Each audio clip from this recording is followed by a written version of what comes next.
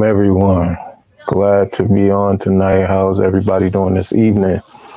I'm just shocked by the new development with the intro, and it's pretty much a wow factor. I'm very proud of how it turned out and the way it's changing the dynamic of the broadcast. So I'm very excited about that and the various places that we're going.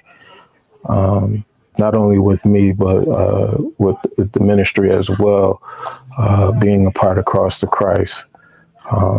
Shout out to Bishop McNair and his leadership. So some exciting things going on. Wanted to come on. I haven't been on in a while, but we're back. So wanted to talk about a few issues and things that we're facing today. And I don't really want to get too biblical. I think there's more of a connection that need to be made. And I kind of want to talk about that today. Kind of reconnecting with people, because I think what's going on in the church today is basically there's a disconnect between the church and the leadership with people on the outside. It's almost like the people on the outside versus the people on the inside. And this is not the way the Most High intended it. And especially in times like these, dealing with pandemic and issues of finances and jobs and even politics of the state of our nation. This is just more example of how the church should be at the forefront of all the issues and especially Kareem Hayes. I had a real deep discussion yesterday talking about issues and not being able to cope with those issues and finding the resources and help to better deal or starting that process to overcome, I should say. It's time, especially dealing with the first I want to get to, which is COVID-19. I've known people who've had it, and by the grace of Most High, that he was able to keep a hedge of protection over me. So I thank him for that. But I've known a lot of people, and I've known a lot of people who had stories to tell about other people who weren't so lucky. And this virus has definitely did some damage, not only in our neighborhoods, but across the nation and even around the world.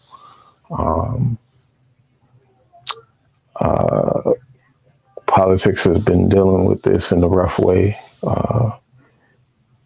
I kind of stand on the standpoint of, leading by example. You know what I mean? It's better to lead by example than to, kind of just tell people to do as I say and not as I do kind of thing. Leading by example has been the best way of learning from me. And it kind of brings out this standpoint of believing what it is that you actually say and standing on it. And to revert, that's where I think the church is kind of failing right now, because not all churches, but I think as the community, I think we're kind of failing right now because there's a disconnect in the time of need. I think that in a time where a pandemic is going on, because we got to look at the history of church. We talk about the hospitals and hospice and the medical field and the profession of it, but we know that it's been around for years, but not really dug into the history of it. The history of the hospital has actually started from the church. And the missionaries were actually nurses in the hospital. So that's why the reputation of the church always being involved with the hospital has always been around. That's why post later years, it's always been known that clergy would visit people in the hospitals and pray for people and pretty much do the work of the ministry in the hospital. Even though we're living in the different times, the value that has been laid out and written hasn't changed. And I think that even though decades have moved away from these situations and time has progressed and new generations have come along, I think the disconnect brings misunderstanding, and we move away from the original design.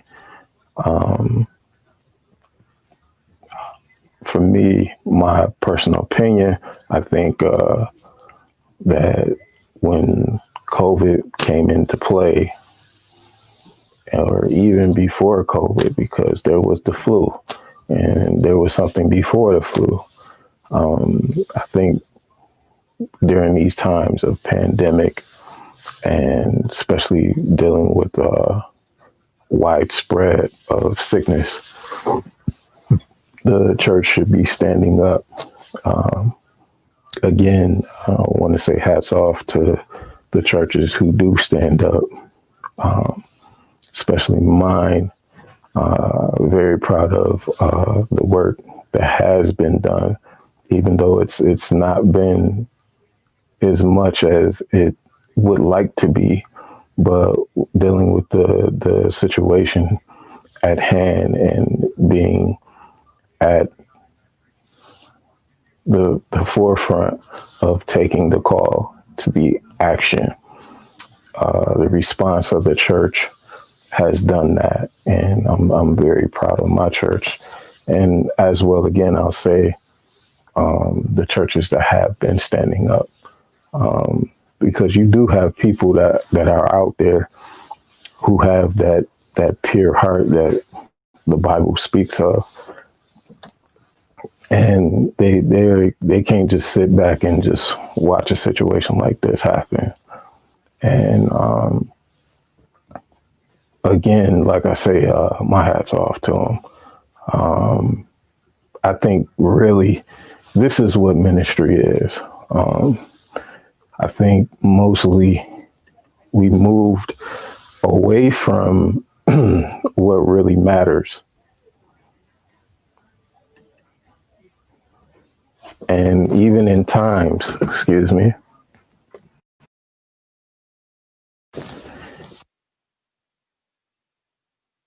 like this,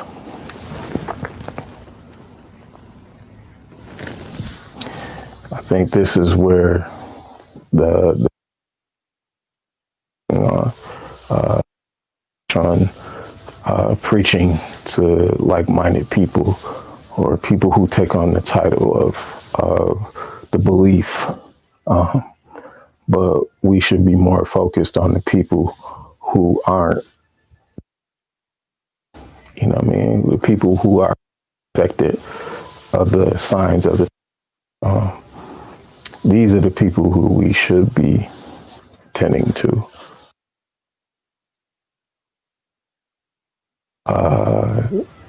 Conferences and special services and stuff like that. So nice. And not taking anything away from that, any change to it, but I think our focus have been more on what goes on inside the church and not on the outside. I see too many people that are excited to be the evangelists no more. Every day, and this is just my opinion, just from my experience of what I see. So my point of view is I see more people who are more compelled to be leadership, just to be leadership, to hold position and have the title and to take on some of the responsibility. I've known some pastors who would rather stay behind the pulpit. I know a lot of leaders who believe that preaching is the work of the ministry, and where we get it wrong because when we got the design of the gospel was something of the good news. That's why it's called the gospel, right? And it was meant to be shared. When the disciples had received the knowledge and was given the authority, the first thing they had to do was go teach and teach to all. And all those who receive, these are the people who didn't know. When Jesus talked to Peter, he told him if he really loved him, then he would feed his sheep. You know what I mean? It's a deep thing and a sad thing to see today, where the disconnect. And I'm not just putting it all on the church. It's the world as well. The kind of the thing, and the very word disconnect. It's so evident what the Bible says about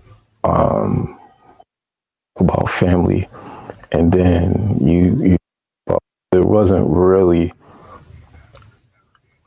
talking. It was more referring to people coming together, and I think that's where we really have issues. Levels, in church, out of church, at work, in community, especially, and even with policing. The events that had course of months before the election, and the things that are after, you know what I mean?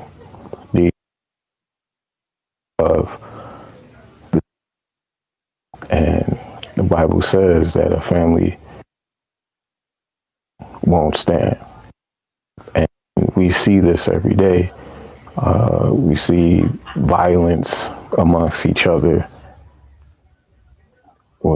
Again, I'll say, even with our criminal justice being so targeted to the certain people, the conduct of our officers, not all of them, because even though I have friends that are officers as well, they are pretty good about how they do, and they have a and protect mentality, you know what I mean? And not to at least have that this characteristic about them in that position.